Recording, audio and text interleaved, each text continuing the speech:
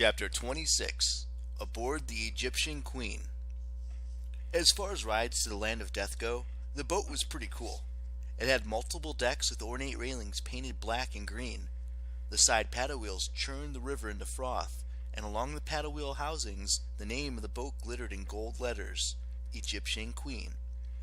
At first glance, you'd think the boat was just a tourist attraction, one of those floating casinos or cruise boats for old people. But if you looked closer, you started noticing strange little details. The boat's name was written in demonic and in hieroglyphics, underneath the English. Sparkly smoke billowed from the stacks as if the engines were burning gold. Orbs of multicolored fire filtered around the decks, and on the prow of the ship, two painted eyes moved and blinked, scanning the river for trouble. "That's odd," Sadie remarked. I nodded. I've seen eyes painted on boats before. They still do that all over the Mediterranean, but they don't usually move. "What? No, not the stupid eyes. The lady on the highest deck. Isn't that—" Sadie broke into a grin. "Bast!"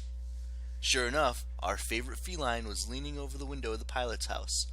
I was about to wave to her when I noticed the creature standing next to Bast, gripping the wheel.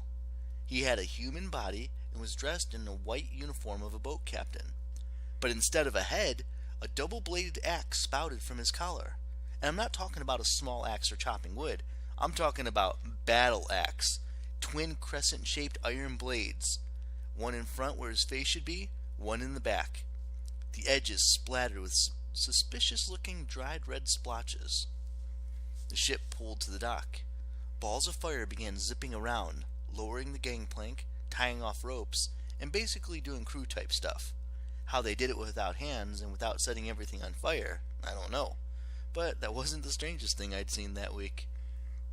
Bast climbed down from the wheelhouse. She hugged us as we came aboard, even Khufu, who tried to return the favor by grooming her for lice. "I'm glad you survived," Bast told us. "What happened?" We gave her the basics, and her hair poofed out again. "Elvis? Gah!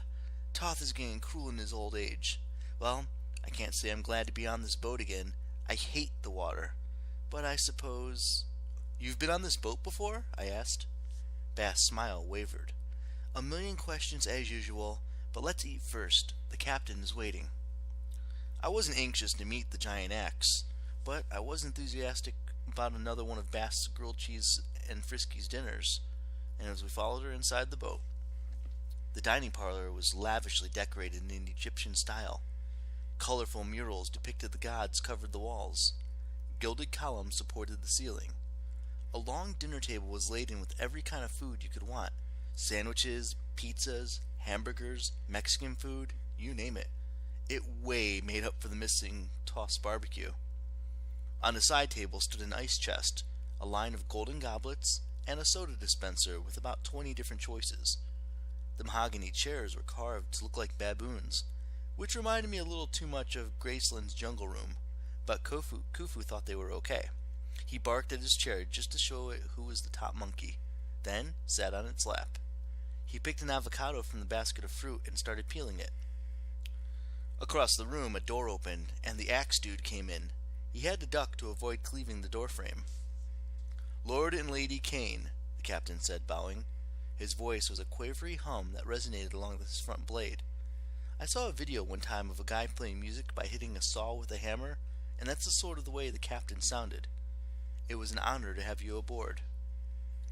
"Lady Kane," Sadie mused. "I like that."